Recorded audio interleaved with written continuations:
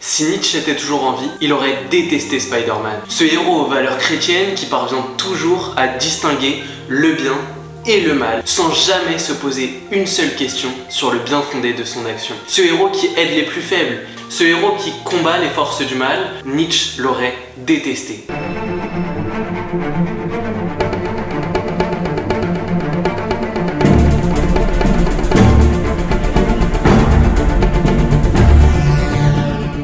Spider-Man, c'est l'archétype du héros chrétien. En effet, pour Spider-Man, comme pour les chrétiens, il y aurait d'un côté le bien et de l'autre côté le mal.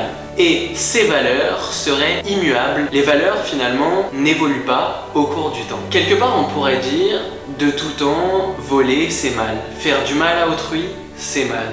Spider-Man qui aide les plus faibles, le Spider-Man qui se bat contre les forces du mal, eh bien on a l'impression que ces valeurs qu'il défend sont immuables. Les amis sont là-haut. Quoi?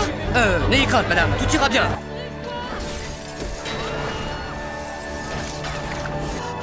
Alors, tout le monde va bien? Et pourtant, ce que Nietzsche nous fait remarquer, c'est que les valeurs ne sont pas stables. Elles changent en permanence. Nietzsche s'interroge.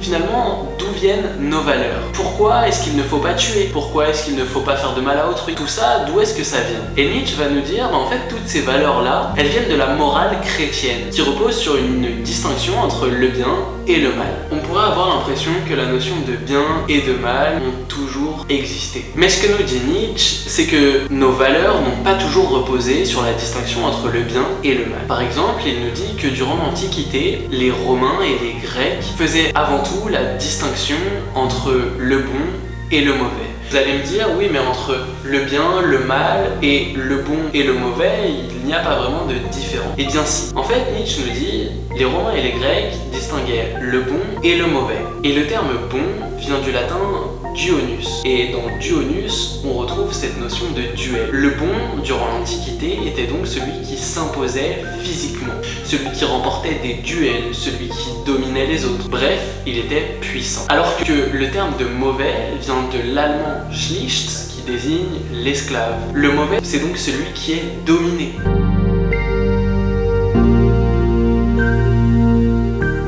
Le bien, pour les chrétiens, c'est le fait d'aider les autres. En revanche, le mal, c'est de dominer les autres, de les asservir. Spider-Man, c'est vraiment l'archétype de ce héros chrétien. C'est-à-dire qu'il aide les plus faibles, il est altruiste, il ne cherche pas à dominer les autres. Si Spider-Man peut éviter de tuer, il l'évite. S'il tue par exemple le bouffon vert dans le premier opus de la saga, c'est avant tout par accident. J'ai toujours été comme un père pour toi. Peux-tu agir comme un fils à ton tour? J'ai un père déjà. Et il s'appelait Ben Parker. Dieu te protège, Spider-Man.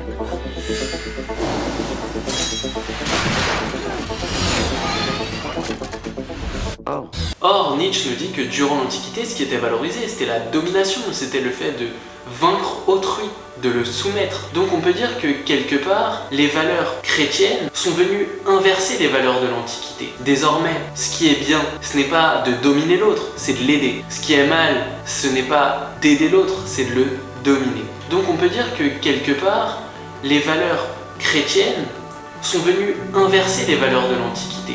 Qui est Spider-Man? C'est un criminel, voilà qui c'est. Un mercenaire, un ennemi public. Qu'est-ce que cette fripouille fait sur ma une? Spider-Man, quelque part, met ses pouvoirs au profit du plus grand nombre. Et croyez-moi, Nietzsche n'aurait pas fait ça. Pour Nietzsche, le critère qui doit guider notre action, c'est la vie. Je m'explique. Pour Nietzsche, ce qui est bon, c'est ce qui favorise la vie. C'est ce qui favorise la puissance. Quelque chose est bon pour nous s'il favorise notre puissance. En revanche, pour Nietzsche, quelque chose est mauvais si cela entrave la vie, si cela nous rend plus faibles. Et Spider-Man, qui met son pouvoir au service des autres, met quelque part en danger sa vie pour aider les autres, eh bien, pour Nietzsche, Spider-Man aurait été considéré comme un faible. Alors que le bouffon vert, qui a un désir immense de puissance, qui cherche à faire avancer la science, qui cherche à devenir un grand scientifique, qui cherche à devenir l'homme le plus puissant du monde, eh bien, aurait été considéré comme quelqu'un de puissant par Nietzsche. Après 40 000 ans d'évolution, nous commençons à peine à effleurer l'immensité du potentiel humain.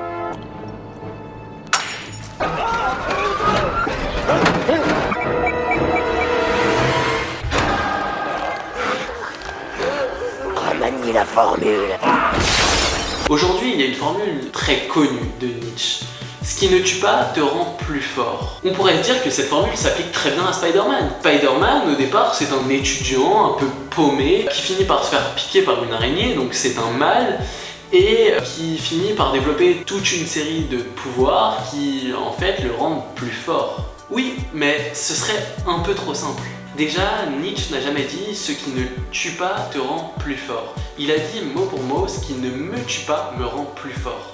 Cette citation n'a pas du tout vocation à l'universalité, c'est-à-dire que tous les hommes ne sont pas capables d'affronter les épreuves et d'en ressortir grandis. Cela est réservé à un type d'homme, il y a un seul type d'homme, finalement assez rare, qui est capable de surmonter les épreuves et d'en ressortir grandi. Le commun des mortels ne sait pas affronter les épreuves et ne sait pas en ressortir plus fort. Dans Ainsi parlait Zarathustra, Nietzsche nous dit, je cite, « Je suis ce qui doit toujours se surmonter soi-même ». On pourrait donc dire que Peter Parker est un surhumain. En effet, il est capable d'affronter les épreuves. Il doit affronter la mort de ses parents, puis la mort de son oncle, et puis ses pouvoirs qui lui tombent dessus. Toutes ces épreuves font de lui un être extrêmement fort, un véritable surhumain au sens de Nietzsche. D'ailleurs, à la fin du film, Spider-Man nous dit « Un grand pouvoir implique de grandes responsabilités. J'ai reçu là un don, une malédiction. » Et on voit bien, ce grand pouvoir n'est pas réservé au commun des mortels. Seule une petite poignée d'individus est capable de dompter ses pouvoirs et d'en accepter les responsabilités. Nietzsche distingue bien le super-héros, qui est un être surnaturel, qui voit ses pouvoirs lui tomber dessus, et le surhumain, qui est un être humain, qui parvient toujours à surmonter les difficultés et à en ressortir plus fort. Il y a l'idée de dépassement sans fin chez le surhumain. C'est-à-dire que le surhumain cherche toujours à aller de l'avant, cherche toujours à être plus puissant, plus fort. Or, Spider-Man, à la fin du film, c'est un être qui a accompli sa quête. Il est heureux dans sa vie sentimentale, il a vaincu tous les méchants. Que se passerait-il à New York si il n'y avait plus de crime? Eh bien, Spider-Man arrêterait sa carrière de super-héros. Tandis que le surhumain, lui, chercherait à devenir plus fort, plus puissant encore. Le surhumain, c'est bien plus qu'un super-héros.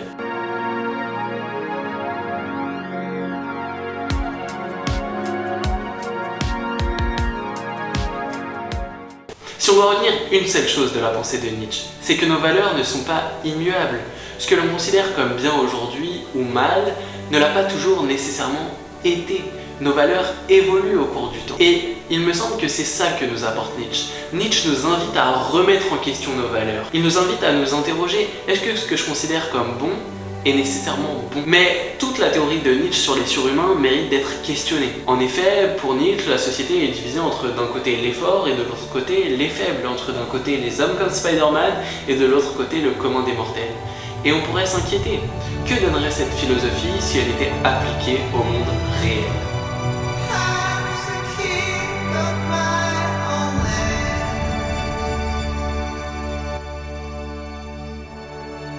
Joyeuse purge, vieux pourri!